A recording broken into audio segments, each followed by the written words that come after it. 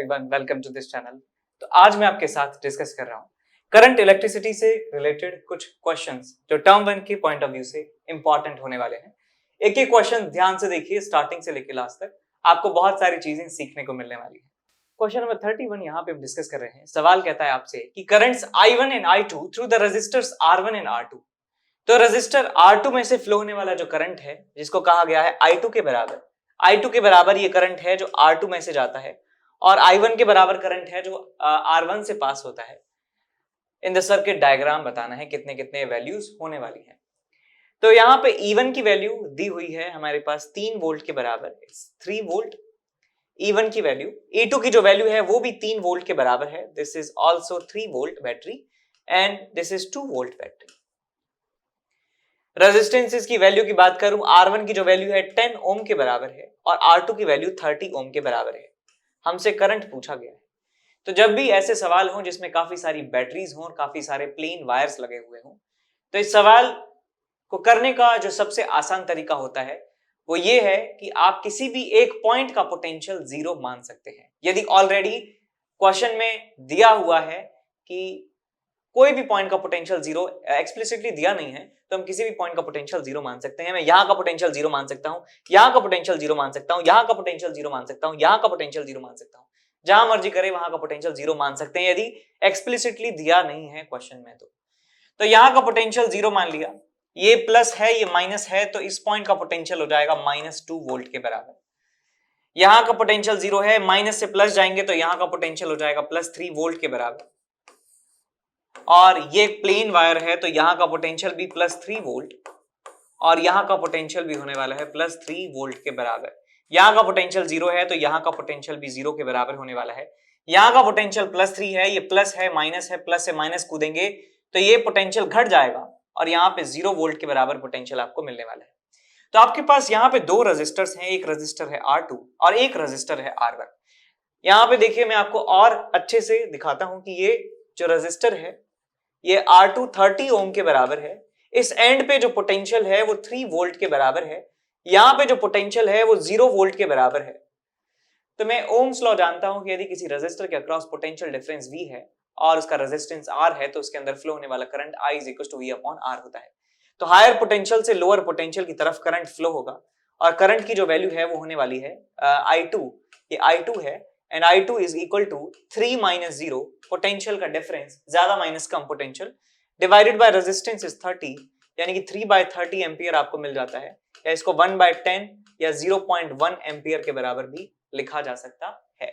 अब इस दूसरे रेजिस्टर की यदि बात करें तो यहाँ पे हमारे पास एक रेजिस्टर है R1 और जिसकी वैल्यू है हमारे पास 10 ओम के बराबर। इस तरफ जो पोटेंशियल है 0 के बराबर है और यहाँ पर जो पोटेंशियल है वो -2 वोल्ट के बराबर है। तो आप सोच के देखिए बेटा, ये 0 है ये -2 है, कौन ज्यादा है? ये ज्यादा है। तो हायर से लोअर पोटेंशियल की तरफ करंट फ्लो होगा और एक करंट I1 की वैल्यू होने वाली है पोटेंशियल डिफरेंस, ज्यादा minus come, 0 - -2 divided by resistance कितना है हमारे पास 10 के बराबर है, सो इट विल बी 2/10 या कह सकते हैं 0.2 एम्पियर के बराबर करंट यहाँ पे फ्लो होगा।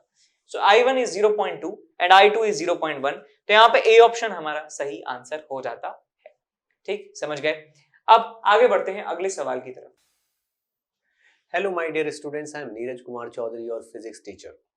बच्चों, एक बहुत ही अच्छी इंफॉर्मेशन लेके आया हूं। ये जो अनअकैडमी की चैंपियंस लीग है, ये एक बहुत ही सक्सेसफुल इवेंट है और बच्चों की डिमांड पे ये फिर से आपके लिए अरेंज हो गई है। ठीक है ना? तो इसमें जो टेस्ट हैं वो ग्रुप स्टेज लेवल का टेस्ट होता है और उसके बाद फिर एक फाइनल टेस्ट होता है। ग्रुप स्टेज लेवल का टेस्ट 14 नवंबर को है, 21 नवंबर को है, जिसमें 25 क्वेश्चन होंगे और ये शाम के टाइम 5 to 6 PM होगा। अगर इसमें आप अच्छा परफॉर्म करते हो, ठीक है ना, तो आपको बहुत सारे इनाम मिल सकते हैं और स्कॉलरशिप मिल सकते हैं। ठीक है ना? और फाइनल्स है 28 नवंबर को, जिसमें 75 क्वेश्चन होंगे और वो भी शाम को 5 से 8 बजे के बीच में होगा। यानी कि ये थोड़ा लॉन्ग ड्यूरेशन का टेस्ट होगा। ठीक है ना? और बहुत ही स्पेशली बना हुआ टेस्ट है। तो बच्चों, ये बहुत ही सक्सेसफुल इवेंट है, इसमें पार्ट लीजिए, आपको बहुत फायदा होगा। ठीक है ना? इसके बारे में थोड़ा सा और आइडिया दे देता हूं मैं आपको। ठीक है, अगर आप ग्रुप स्टेज पे बहुत अच्छा परफॉर्म करते हो और ये आपकी 1 से 10 तक रैंक आती है तो आपको 20,000 का कैश प्राइज मिलेगा, टॉप 10 रैंक और हर एक को 2020, ठीक है ना, और 100% स्कॉलरशिप, ठीक है ना। अब 11 to 30 के बीच में है तो 10,000 और 50% स्कॉलरशिप, यानी कि जो सब्सक्रिप्शन लेते हैं उस पर इतना डिस्काउंट मिल जाएगा। ऐसे 31 to 50 को 6,000 और 25, बाकी टॉप 200 को 15%। और अगर 200 के बाद आप यहां पे एनकेसी सर लाइव कोड डाल देते हो तो 10% वैसे भी मिल जाएगा, ठीक है ना। तो that is equivalent to test. तो एक ये भी देखो, अगर आप फाइनल्स में बहुत अच्छा परफॉर्म करते हो और आपकी रैंक 1 आती है तो आपको 1 लाख का कैश प्राइज है और 100% स्कॉलरशिप, ठीक है ना। तो 2-2.5-3 लाख के बराबर हो जाता है ये। अगर आपकी 2 या 2nd या 3rd रैंक आती है तो आपको 60,000 है और 100% स्कॉलरशिप। 4 to 10, ठीक है ना, 5,000 और 100% स्कॉलरशिप, ठीक है ना, और बाकी भी आपके सामने। तो बच्चों बहुत अच्छा मौका है, एज सुन एज पॉसिबल इसमें एनरोल कर लीजिए और जल्दी से जल्दी इसकी मतलब तैयारी करके बढ़िया तरीके से इसको एनरोल करके टेस्ट दीजिएगा, ठीक है ना। चलिए, thank you, best of luck. Question number 32 यहाँ पे डिस्कस कर रहे हैं। क्वेश्चन कहता है आपसे, the algebraic sum of voltages around any closed path in a network is equal to. तो ये स्टेटमेंट काफी सुना सुना सा लग रहा है। ये स्टेटमेंट है किरचॉफ्स के वोल्टेज लॉ का, किरचॉफ्स वोल्टेज लॉ। याद रखिएगा, किरचॉफ्स जो भी बोलते हैं इसको, किरचॉफ्स वोल्टेज लॉ, या इसको सेकंड लॉ भी कह सकते हैं, वोल्टेज लॉ। और जिसका उसका स्टेटमेंट ये है, the algebraic sum of voltages around any closed path in a network is equal to zero. और ये कौन से लॉ पे बेस्ड है, आपको याद होना चाहिए कि एक fundamental law this called energy conservation law, उस पे बेस्ड है ये एनर्जी कंजर्वेशन लॉ पर ये बेस्ड होता है। और इसका स्टेटमेंट क्वेश्चन में लिखा ही हुआ है कि algebraic summation of potential differences across all the element in a closed loop और in a closed network is equal to zero. C option आप टिक कर दीजिए यहाँ पे। अगला सवाल है हमारे पास, देखिए सारे सवाल जो हैं एनसीईआरटी की लाइन बाय लाइन सवाल हैं, ठीक है। तो आप इन सवालों को सॉल्व कर पा रहे हैं तो इसका मतलब आपको एनसीईआरटी याद है। और इन सवालों में यदि आपको दिक्कत आ रही है तो एनसीईआरटी पढ़ने की जरूरत है दोबारा से, ठीक है। अपने नोट्स उठाइए, एनसीईआरटी की जो लाइंस हैं, इंपॉर्टेंट डेफिनेशंस हैं, वो आप पढ़िए, एग्जाम्पल्स उसके देखिए, तो सारे सवाल आपसे होने लगेंगे और इसका मतलब आप तैयार हैं एग्जाम देने को। सवाल है हमारे पास question number 33, the potential difference between the points A and B in the given figure is equal to. तो यहाँ पे हमें पॉइंट ए और पॉइंट बी के बीच का पोटेंशियल बताना है कितना होने वाला है। तो इस सवाल को करने के काफी तरीके हैं, एक छोटा तरीका है, एक बड़ा तरीका है, जो भी आपको अच्छा लगे वो आप कर सकते हैं। सबसे छोटा तरीका, सबसे एक आसान अप्रोच इस सवाल की क्या होगी, हम जानते हैं कि करंट रेजिस्टर में हायर पोटेंशियल से लोअर पोटेंशियल पे फ्लो होता है। तो इसका मतलब यहां का पोटेंशियल रेजिस्टर के इस तरफ पॉइंट का पोटेंशियल ज्यादा होगा और रेजिस्टर के इस वाले पॉइंट का पोटेंशियल कम होगा। और वो पोटेंशियल में डिफरेंस होता है, ओम्स लॉ के द्वारा दिया जाता है, I इंटू आर के बराबर। सो पोटेंशियल यहां का डिफरेंस होगा I इंटू आर, यानी कि 2 इंटू 2 इज इक्वल टू 4। तो यहां का पोटेंशियल मैं लिख सकता हूं VA माइनस 4 के बराबर होगा। अब बैटरी के पॉजिटिव से नेगेटिव जाते हैं तो पोटेंशियल कम होता है, ठीक बात है कि बैटरी के पॉजिटिव एंड से जो पॉइंट कनेक्टेड है वो पोटेंशियल ज्यादा होगा और इसके नेगेटिव एंड से जो पॉइंट कनेक्टेड है उसका पोटेंशियल कम होगा। तो यहाँ का पोटेंशियल ज्यादा, यहाँ का पोटेंशियल कम, कितना डिफरेंस है, 3 का डिफरेंस है। सो VA माइनस 7 में यहाँ पे लिख सकता हूं इस पॉइंट का पोटेंशियल। फिर से बात में कह सकता हूं कि यार एक सारे सीरीज में कनेक्टेड हैं, तो यहां पे करंट यदि 2 एम्पियर है तो यहां पे भी करंट 2 एम्पियर के बराबर ही होगा। करंट है 2 एम्पियर, हायर से लोअर की तरफ फ्लो होता है करंट रेजिस्टर में, और पोटेंशियल्स का डिफरेंस यहां और यहां के बीच में कितना होना चाहिए, IR के बराबर।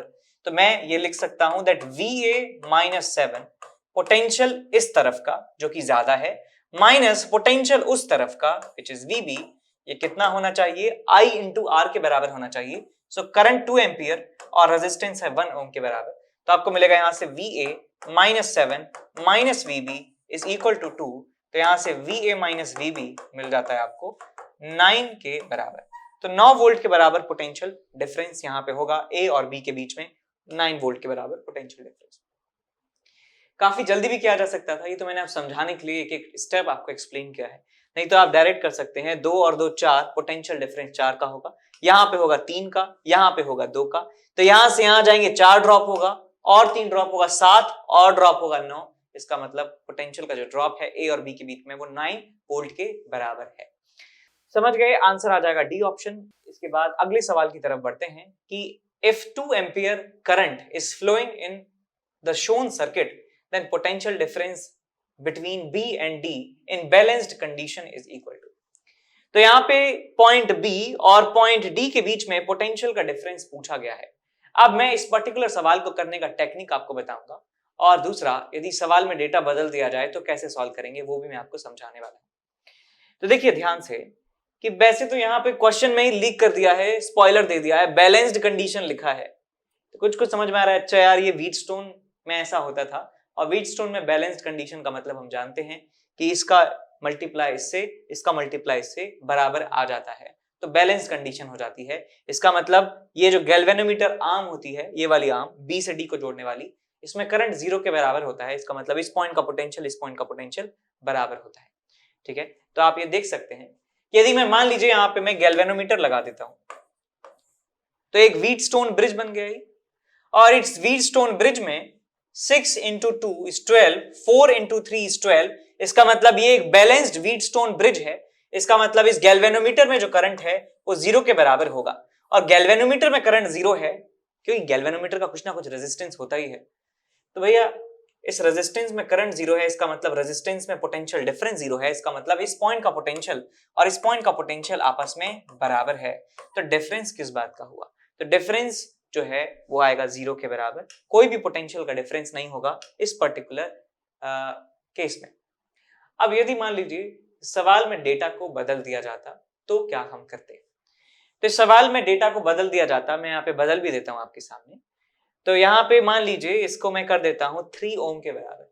ठीक है, तो यहाँ पे हमारे पास सर्किट बनेगा कुछ इस तरीके से, this is 3 ohm and this is 3 ओम, और यहाँ पे है 4 ओम और यहाँ पे है 6 ओम, और करंट कितना आ रहा है? यहाँ पे 2 एम्पियर के बराबर करंट यहाँ पे एंटर हो रहा है।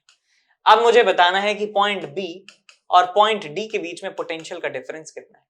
सबसे पहले आप क्या कीजिए, इस वाली ब्रांच का जो है इक्विवेलेंट निकाल लीजिए और इस वाली ब्रांच का इक्विवेलेंट निकाल लीजिए।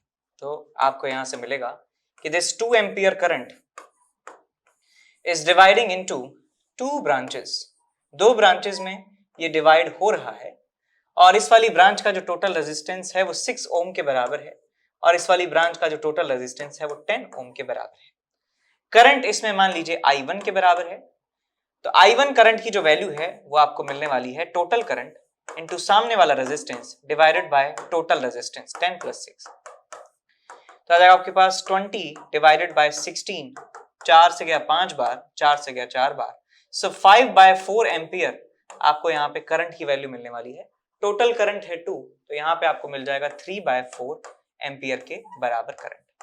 तो इस वाली ब्रांच में 3/4 एम्पियर करंट है, ऊपर वाली ब्रांच में 5/4 एम्पियर करंट है। दोनों को जोड़ेंगे तो 8/4 यानी कि 2 एम्पियर करंट यहां से फ्लो होता है। तो ये बात भी हमने यहाँ पे कंफर्म कर ली है। अच्छा, अब आते हैं आगे।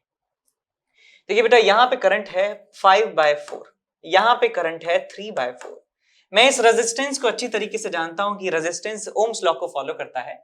तो higher potential minus lower potential, इस पॉइंट का पोटेंशियल मान लीजिए क्या ए है पोटेंशियल, तो VA माइनस VB मैं यहां पे लिखूंगा VA माइनस VB। सिंपल मैंने क्या किया, करंट का डिवीजन किया जो हमें आता है already.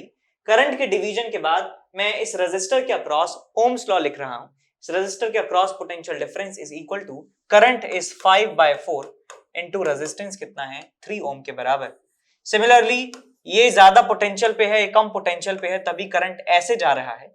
So higher minus lower, so VA minus VD is equals to current into resistance, so it's 3/4 into 4। तो ये दो इक्वेशंस हमारे पास आ चुकी हैं। हमें निकालना क्या है, VB माइनस VD निकालना है। तो आप ऊपर वाली इक्वेशन को माइनस से मल्टीप्लाई कर दीजिए दोनों तरफ, तो कोई भी असर नहीं पड़ेगा क्योंकि दोनों तरफ मैंने माइनस से मल्टीप्लाई किया है, और इन दोनों को जोड़ दीजिए। सो VA से माइनस VA कैंसिल आउट हो गया, ये प्लस VB है, ये माइनस VD है। So VB minus VD is equal to, ये आपके पास है 3 माइनस, ये आपको मिलेगा 15 डिवाइडेड बाय 4, तो आपको यहां से आंसर मिल जाता है कितना, 4 और 3 12 माइनस ऑफ 3 बाय 4, आपको यहां से पोटेंशियल का डिफरेंस मिलने वाला है। ठीक, so VB minus VD is equals to minus 3 by 4।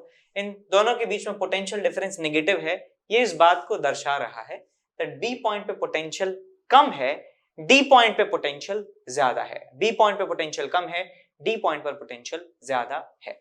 ठीक है, तो डेटा यदि चेंज कर दिया जाता है, यदि ये बैलेंस नहीं होता सर्किट, तो हम ये वाला तरीका इस्तेमाल करते, जो थोड़ा सा लेंथी हो जाता सवाल, लेकिन आ सकता है। इस डिफिकल्टी लेवल के क्वेश्चंस आपको दिए हुए हैं आपके एनसीईआरटी में, तो ऐसा सवाल आप एक्सपेक्ट कर सकते हैं, तो प्रिपेयर रहें।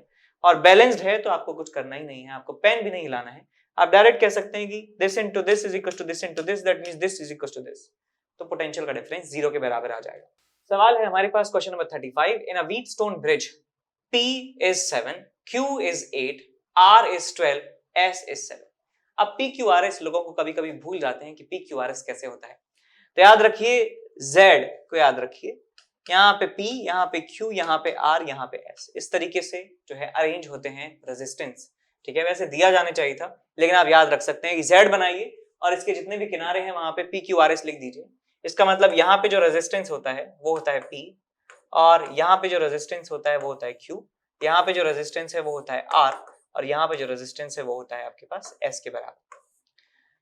तो यहाँ पे व्हीटस्टोन में P की वैल्यू है 7 और Q की वैल्यू है 8, R की वैल्यू है 12 और S की वैल्यू है 7।